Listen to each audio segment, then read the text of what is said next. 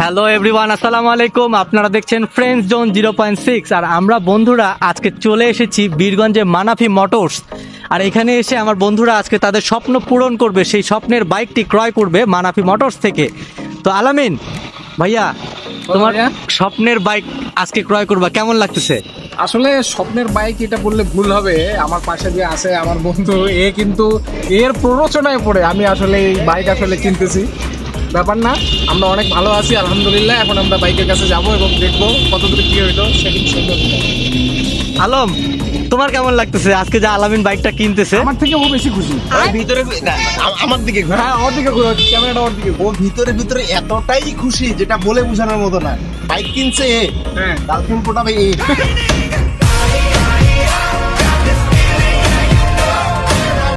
আর ওর বাইকের পিছনে যত রকমের গার্লফ্রেন্ড সব এ নিয়ে ঘুরবে। আগের পাশে নিয়ে ঘুরছিল 4টা-5টা করে, এখন 8টা-10টা করে নিয়ে ঘুরবে। কেটে যাবে সে এখন। মানে কার মনের কথা কেউ কত বলতে পারে না। ওর মনের কথা এগুলো হচ্ছে তো ও নিয়ে ঘুরে বেড়াবে, যার কারণে ওর কথাগুলো এখন কথা হচ্ছে কি, সহমত কিনা আমার কথা? আমি সহমত। বলো ওকে সহমত হয় মানে 10 এক দিয়ে 10 কথা বলতে এখানে সেখানে কথা আছে। জাতি জানে ভাইয়া, যেখানে ভাইয়া হিরো এইসেপের পিছনে রেগুলারলি 2-3টা করে নিয়ে ঘুরে বেড়ায়, সেখানে এখন জিক্সার হয়েছে, বোঝা যাবে এখানে কয়টা ঘুরবে তাহলে এখন ওর পিছনে।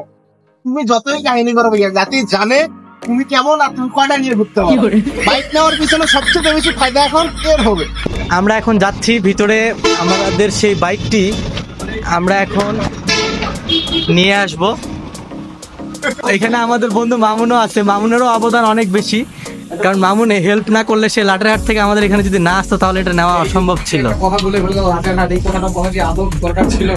না, ও বাসা থেকে আসছে, এটা বলবো না আমি। আমি স্বীকার করি।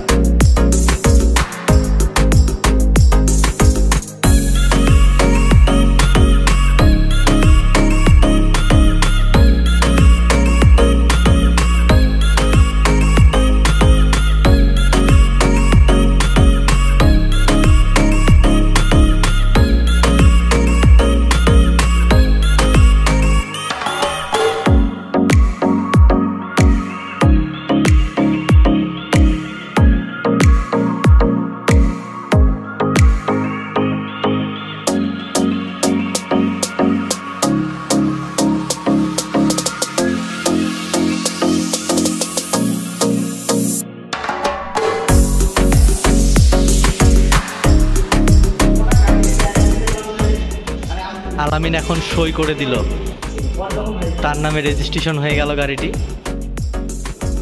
এইমাত্র তুলে দিল আমাদের হাতে আমাদের এই শোরুমের ওনার এই বাইকটি, আলামিনের সেই বাইক। আজকে তার হাতে সেই বাইকের চাবি।